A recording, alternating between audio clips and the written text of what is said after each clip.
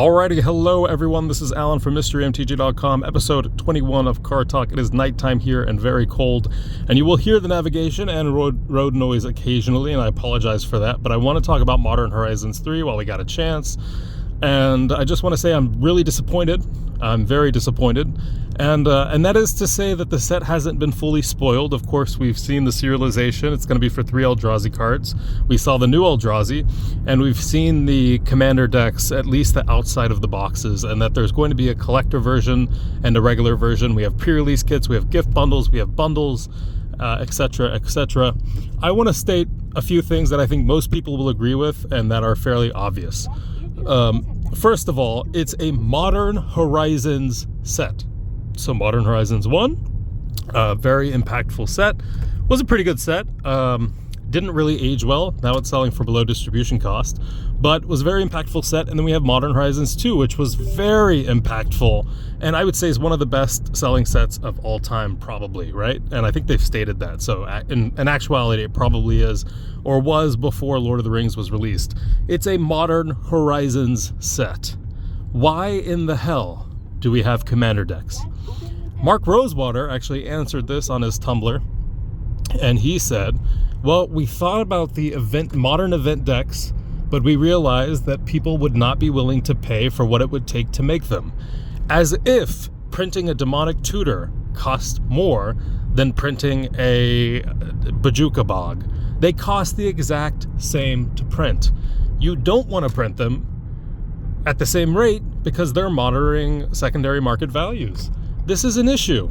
For a store like mine that struggles for Modern to fire, even though Commander and Standard and Pioneer and all these other formats and Draft, etc. fires, and they fire fairly easily, Modern is really hard for us to get to fire. Our brick and mortar, I mean, the business has been open for like 6.5 years now, but the brick and mortar has been open for a little over 2 years.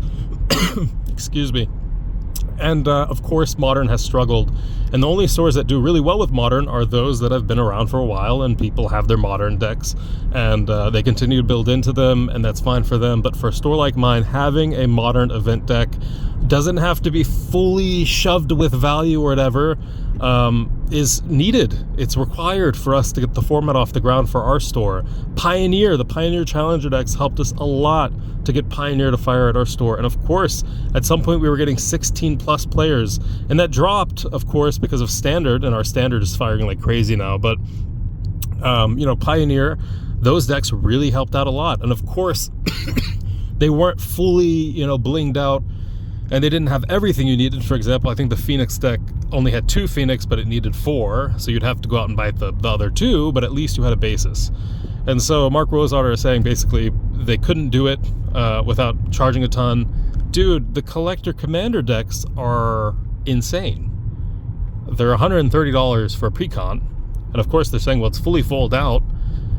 I struggle to understand how you could have a meeting with all of your employees and one person says, well, this is a Modern set, great, cool, Modern, let's revitalize it, and also let's throw in commander decks. You have to be super out of touch with the game, super out of touch with your community to do that. And I know, of course, they're going to be making money from it, and I know ultimately that's their goal, but just uniformity, have some sort of structure. If it's a Modern set, then make it Modern. If it's a Commander Master set, then make it Commander.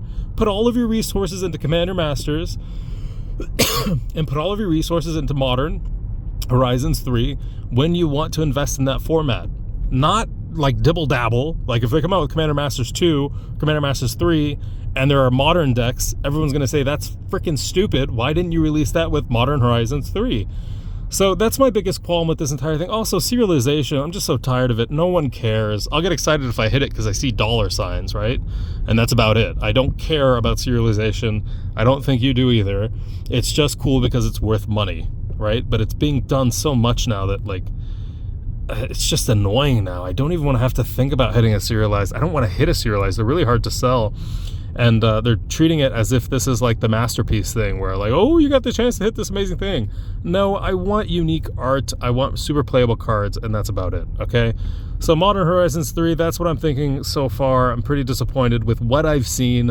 Of course, fetch lands were going to be there, and if they weren't there and there was nothing better, then the set would not do well at all. It would crash on release and no one would care. It'd be Aftermath 2.0. But of course, you have the fetch lands, and they're getting special art, unlike the previous printing, Modern Horizons 2, where it was still just the art and extended. Now they're getting their own special art for the extended arts, etc. So yeah, that's about it. Modern Horizons 3. I am not super impressed with what I've seen. I'm also not like, I don't think the set is going to be a flop. I think because of the price point, it's just pricing a bunch of people out. And even Modern Horizons 1 was pretty pricey back in the day, and you were paying $220 a box, $230 a box.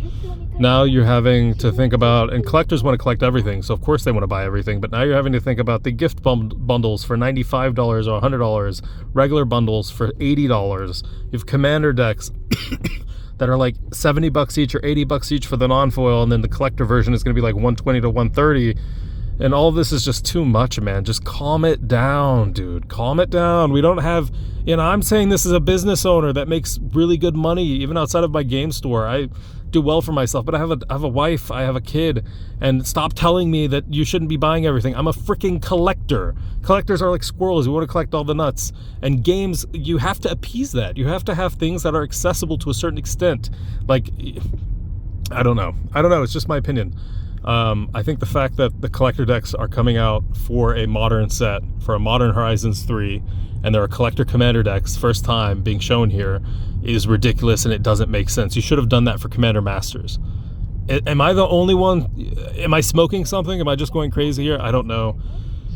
Anyway, it's just my opinion. Alan from MysteryMTG.com. Trying not to be negative. I'm trying not to be negative, and I hope they announce some stuff that makes it really worth it for us to stock heavy on Modern Horizons 3 and make it a banger of a set. I hope so. I'm not happy with what I've seen thus far, though. Let me know in the comments. I really want to know what you're thinking, what you're going to be buying. Are you going to be buying the set, or are you going to skip it? Let me know below. Sorry, I'm coughing. And I will see you guys next time. Bye-bye.